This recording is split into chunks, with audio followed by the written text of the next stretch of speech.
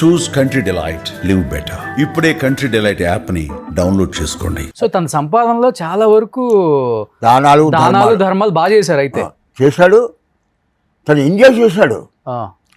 డబ్బుని తను ఇలా గిల్లుకుని, నువ్వు గిల్లుకో రోషన్ అనకూడదు. ఇలా గిల్లుకుని నాకు బాధ పెట్టింది, రోషన్ గిల్లుకోకు అనాలి, హ్యుమానిటీ. ఓకే కదా, అలాగే తను పడిన బాధలు ఇంకోటి పడకూడదు. తను ఇండస్ట్రీకి వెళ్ళినప్పుడు ఓ 2 years అందరికీ పబ్లిక్లో చెప్పడానికి నాకేం లేదు, గర్వంగా ఉంది. రాజుబాబు పీక్ చూశారు, రాజుబాబు హోదా చూశారు, రాజుబాబు కామెడీ చూశారు, రాజుబాబు బిల్డింగ్లు చూశారు, రాజుబాబు కార్లు చూశారు. రాజుబాబు పడిన కష్టం తెలియక తను 2 months భోజనం లేకపోతే మన మద్రాస్ పార్క్ ల్యాండ్ హోటల్లో ఉంది, పానగల్ పార్క్ దగ్గర, అందరూ అక్కడే తినేవాళ్ళు. అక్కడ 2 వడా సాంబార్ తిని గడిపిన రోజులు ఉన్నాయి. పొట్టిప్రసాద్ ఉన్నాడుగా, అవును. అప్పుడు పొట్టిప్రసాద్ అన్నయ్య కంటే అప్పుడు సీనియర్. అతను ఆ ఊరితో 15 టికెట్లు, భోజనం టికెట్లు ఇచ్చాడు అన్నయ్యకి. నెల ఊరు వెళ్తున్నాడన్నా, అప్పుడు భోజనాలు టికెట్లు ఎక్కడ, మంత్రుల టికెట్లు.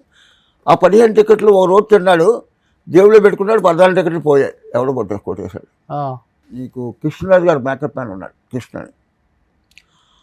ఇప్పుడు కృష్ణ గారు మేకప్ మ్యాన్ ఉన్నాడు, మాధవరావు గారు. వీళ్ళందరూ బావా అనుకున్నారు. వాళ్ళు బ్యాచులర్స్, అన్నయ్య బ్యాచులర్స్. నేను ఇందాక చెప్పాను రంగరాజపల్లిలో.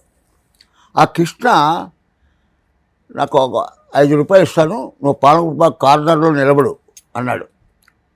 ఒకసారి 5 రూపాయలు తెస్తాడు కదా అని పాలనగల్ పార్కు, మన పార్క్ ల్యాండ్ హోటల్ నుంచి ఇలా పాలనగల్ అబేబుల్లా రోడ్డుకి రోడ్డు ఉంది, ఆ కార్నర్లో నుంచున్నాడు. 5 hours వెయిట్ చేశాడు. దేనికోసం? ఆ 5 రూపాయల కోసం. అదే హాలీవుడ్ హోటల్ ఏదో పార్క్ ల్యాండ్ హోటల్ ఉంది, మన పాలనగల్ పార్క్ ఉంది కదా, పార్క్ ల్యాండ్ హోటల్ నుంచి ఇలా అబేబుల్లా మన ఈ రోడ్డుకి వచ్చాడు. 5 గంటల నుంచున్నాడు, పొద్దున్నీ సాయంత్రం రాలే, చుట్టుకున్నాడు. రూమ్కి వెళ్ళిపోయి నీళ్ళు తాగి పడుకున్నాడు. తర్వాత అన్నయ్య పైకి వచ్చేసాడు, ఆ కృష్ణ మేకప్ మ్యాన్గా పైకి వచ్చాడు. దొంగ పడక, నీ 5 రూపాయలు ఇస్తా ఉంటే 5 గంటలు వెయిట్ చేయించేవాడు ఈ పాలనగల్ పార్క్ దగ్గర అనేవాడు. బావా వదిలేయి బావా, అప్పుడు వదిలేయి బావా అనేవాడు. ఉన్నంతకాలం ఇదే అడిగేవాడు. కానీ ఏ కార్నర్లో 5 రూపాయల కోసం 5 గంటలు వెయిట్ చేశాడో, ఆ కార్నర్ నుంచి 1,00,000 రూపాయల కారులో వెళ్ళేవాడు. ఈ కార్నర్ వచ్చాడు, 5 నిమిషాలు ఆగివట, గుద్దేసినా పర్లేదు, చచ్చిపోయినా పర్లేదు, ఇదే కార్నర్ 5 రూపాయల కోసం వెయిట్ చేస్తే ఇక్కడి నుంచి 1,00,000 రూపాయల కారులో వెళ్తున్నాను అని దెయ్యం వెళ్ళిపోయాడు. ఆ కసి ఉంది, కచ్చి. అందుకనే కనపడిన వాడికి ఆకలి వేస్తుందంటే జేబులో చేయబెడితే ఎన్ని వందలు వస్తాయి, అన్ని వందలు ఇవ్వలేదు. సావిత్రమ్మ లాగా, సావిత్రమ్మ గారు లాగే. ఇంకోటి ఏంటంటే దీనివల్ల ఇబ్బంది ఏం పడలేదు అన్నయ్య చివరి రోజుల్లో? ఎందుకంటే అన్నయ్య మీద బయట ఒక టాక్ ఉంటుంది, ఒక వెలిగారు, ఇష్టానికి ఖర్చు పెట్టాడు, తాగి తాగి తాగి తాగి క్యాన్సర్ వచ్చి ఆరోగ్యం చెడిపోయి, అన్ని లివర్లో కిడ్నీలు అన్ని చెడిపోయి, చివరికి దిక్కులేని స్థితిలో రాజబాబు గారు చనిపోయారనే వార్త మీరు చాలా పేపర్లలో న్యూస్లలో వినుంటారు కదన్నా. అది విన్నప్పుడు ఏమనిపించింది అసలు? ఏంటి చివరి జీవితం ఎలా ఉండేది ఆయన? అసలు దేవుడు నమ్ముతావు కదా, బాబా నమ్ముతా. ఇదిగో బాబా సాక్షి చెప్తాడు, నాకు జన్మించారు మా అమ్మ, నా సాక్షి చెప్తాడు. రాజుబాబు ఇప్పుడు చెప్పినవన్నీ రాంగ్. రాజుబాబు డబ్బు లేకుండా పోయేటప్పుడు లేదు. రాజుబాబుకి మహారంగపురం ఇల్లు, బోగిరోడ్ల హౌస్, తీస్ హౌస్, ఆ ఇల్లు, 2 ఫారిన్ కార్లు, 2 ఫియట్లు, ఒక వ్యాను, బంగారం ఎన్ని, ఒక 100 కాసులు బంగారం దాకా మా వదులుకోండి. మళ్ళీ వలసలవాకల్లో 14 గ్రౌండ్స్, ఎగ్మోర్లో 4 గ్రౌండ్లు, మన ఇక్కడ కేఆర్విజీ గార్డెన్ పక్కనే 1.5 acre గెస్ట్ హౌస్. అన్నయ్య పోయి ముందర ఆయన ఆస్తులు లిస్ట్ అదంతా అన్నయ్య పోయి ముందర నేను చెప్పేది. అప్పట్లో మినిమం 25 crores ఉంటుంది ఇవన్నీ చూస్తే. అప్పుడు రాజుబాబుకి ఏం అవ్వలే, కిడ్నీలు పోలేదు, ఏం పోలే, ఎక్కువ తాగడం కానీ తాగి తక్కువ. తాగడానికి తనకు అందరికీ ఏంటంటే తను ఒక్కడే కూర్చోలేడు, 4-5 ఫ్రెండ్స్ ఉండేవారు. ఈ తాగిన ఇంతైనా ఈ ఫ్రెండ్స్ వెళ్ళి గోడ బయట ఎక్కువ ఉంది. ఓకే. రాజబాబు తాగి చచ్చిపోలే. అన్నయ్య కంటే చాలా మంది ఎక్కువ మంది తాగిన వాళ్ళు ఎవరు దానికోసం కాదు, ఏదో కారణం. మనం ఇద్దరు వెళ్తున్నారు సైకిల్ మీద, పోలీసులు పట్టుకుని డబ్బులు సెల్లడతారు.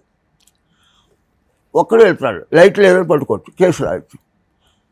లైట్ వెలుగుతుంది, ఒక్కడే వెళ్తున్నాడు, పట్టుకున్నాడు. ఎందుకు పట్టుకున్నాడు అంటే, సరే ఏంటి తప్పే ఉంది, రవేస్తాడే ఆపు అంటాడు. నెలాఖరు రూపాయలు ఏదో కేసులు రాయాలి వాళ్ళకి కదా. అలాగా ఏదో వంక పెట్టి దేవుడు పట్టుకుపోతాడు. మా అన్నయ్య క్యాన్సర్ వచ్చింది, ఇక్కడ కాయిలే వచ్చింది, థ్రోట్ క్యాన్సర్ కాయిలే వచ్చింది. ఆ కాయని ఆపరేషన్ చేయకూడదు. పొరపాటున మా వదిన ఆ మద్రాసులో ఆపరేషన్ చేయించాలంటే చేయించింది. ఆ చేస్తే లేదు, ఎప్పుడు నేను కళ్ళారా చూసా. ఏడు నాగేశ్వరరావు ఉన్నాడు ప్రొడ్యూసర్, ఆయనకు పెద్దదా అయిందా కూడా పట్టించుకోలే. ఆయనకి అలా వస్తే ఆయనకి ఏమోలే, ఆపరేషన్ చేయించుకోలే. ఆపరేషన్ చేసిన మూలాన్ని కొంచెం అది ఎఫెక్ట్ అయ్యింది. ఎఫెక్ట్ అయ్యాక కొన్నాళ్ళు డ్రింక్ చేయొద్దు, డ్రింక్ మానేశాడు. తర్వాత డ్రింక్ మానేశాక చిన్నది ఇదేంటంటే, నేను మా అన్నయ్యని అంతలాగా దేవుడికేమో వెనకాల మచ్చుంది, చంద్రుడు మచ్చుందని చెప్పడం కోసం కాకపోతే నేను చెప్పను. కానీ ఏదో చిన్న ఇంట్లో ఏదో ప్రాపర్టీ గురించో ఏదో వచ్చి ఇక్కడికి వచ్చేసాడు. అప్పుడు తనకేంటి, నేను కష్టపడ్డా, మా తాత ఇవ్వలే, మా నాన్న ఇవ్వలే, నేను కష్టపడ్డా, నేను సంపాదించిన ఆస్తి కోసం నాకు నోటీస్ వచ్చింది ఏంటి అని బాధపడ్డాడు. మా వదిన నోటీస్ ఇస్తే ఈ 3 నెలలు తాగడం మానేశాడుగా, ఒక్కసారి డ్రింక్ చేశాడు. అప్పుడు బ్రీతింగ్ ట్రబుల్ వచ్చింది. అప్పుడు మన ఎర్రగడ్డ తిరుసస్ హాస్పిటల్ ఉంది, అక్కడ జాయిన్ చేశారు మా నాన్నగారు. ఆ డాక్టర్స్ ఒకటే చెప్పారు, ఏదో బ్రీతింగ్ ట్రబుల్ వస్తుంది, ఇక్కడ హోల్డ్ చేసి ఆపరేషన్ చేయాలి, చేయకపోతే పోతాడు, చేస్తే వాయిస్ పోతుంది అన్నారు. అప్పుడు ఆ తండ్రి ఏం డెసిషన్ తీసుకుంటారు, మనిషి కావాలి, చేయమన్నారు. చేశాక ఆ హోల్ పెట్టారు, ఆపరేషన్ చేశారు. మా వదిన కోసం కౌరం పెంచాం. అన్నయ్య ఇదిగా సీరియస్గా ఉంది, బాబులో అమ్మలోని రాశాడు రమ్మణ. ఇంకోటి ఏంటంటే, ఇంకా 1 గంట అర్ధగంటలో పోతాడనగా. నేను ఈ ప్రపంచంలో, నేను ఇందాక చెప్పాను, 81 ఇయర్స్లో ఏ బుక్కుల్లో కానీ, ఏ రామాయణం భాగవతంలో కానీ నేను చదవలేదు, నేను చూడలేదు, నేను వెళ్ళే. 1 గంట ముందర పోతాడనగా 3 రోజులు చూస్తాడు, వాళ్ళు రావట్లేదు. నా ఉంగరాలు, అనేక ఉంగరాలు అన్నీ పెట్టుకున్నాడు, వాచ్ పెట్టుకున్నాడు, పట్టుపంచి కట్టుకున్నాడు, దుబ్బా వేసుకున్నాడు, ఇలా బొట్టు పెట్టుకున్నాడు. మా అమ్మని పిలిచాడు. మా అమ్మ కాళ్ళకి దండం పెట్టి, అమ్మ నాకు మంచి జన్మించావు, నేను మళ్ళీ చక్రం తిప్పుతా అని కాగితం మీద రాశాడు. నువ్వు ఇంటికి వెళ్ళిపోవమ్మా అన్నాడు కాళ్ళకి దండం పెట్టాక. ఓకే ఓకే, వాయిస్ పోవటం వల్ల అన్ని పేపర్ మీద రాసి చెప్తున్నారు మీకు. చెప్పాడు. నేను అప్పుడప్పుడు మద్రాసులో నేను మా వదిలిని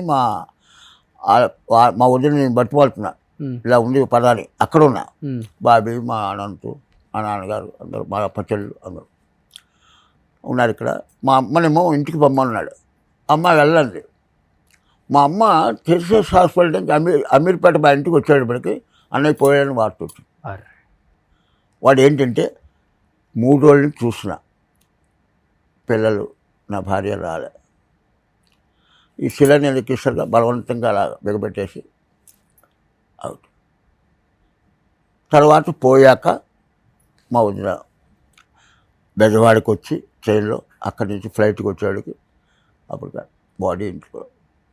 ఇది ఏంటంటే, నీకు ఎక్కడ వస్తుందంటే, నువ్వు కష్టపడి, ఇది నా చొక్కా, నేను కష్టపడి సంపాదించా, నా డబ్బుతో నేను కొనుక్కున్నా,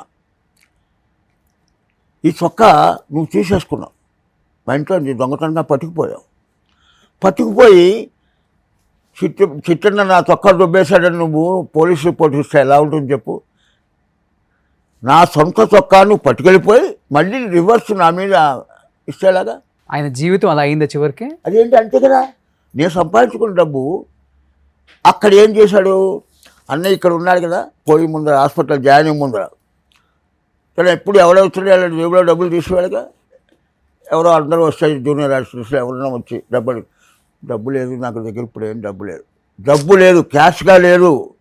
నీకు ఇందాక చెప్పానుగా ప్రాపర్టీ ఎంత ఏంటి ప్రాపర్టీగా ఉంది. క్యాష్ నేను పూర్వంలా దానం చేయలేకపోతున్నా, నా దగ్గర ఏం లేదు ఇప్పుడు అన్నాడు. ఇది ఏంటి పేపర్లోను టీవీల్లోనూ ఏమైపోయింది, రాజుబాబు పోయేటప్పుడు ఏం లేదు. సొంత మనుషులు తన చుట్టూ తిరిగే మనుషులు కూడా జర్నలిస్టులు రాశారు.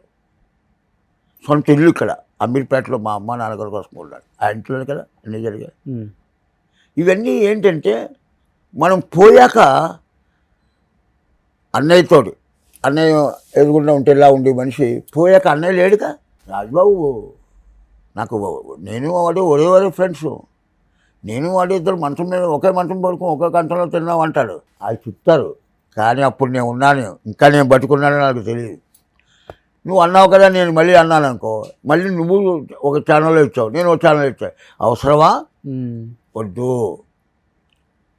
అన్న లైఫ్ ఎలా గడిచిందో ఎలా వెళ్ళిందో నాకు తెలుసు. సుమన్ టీవీలో మీ పర్సనల్ అండ్ బిజినెస్ ప్రమోషన్స్ కోసం కింది నెంబర్కి కాంటాక్ట్ చేయండి.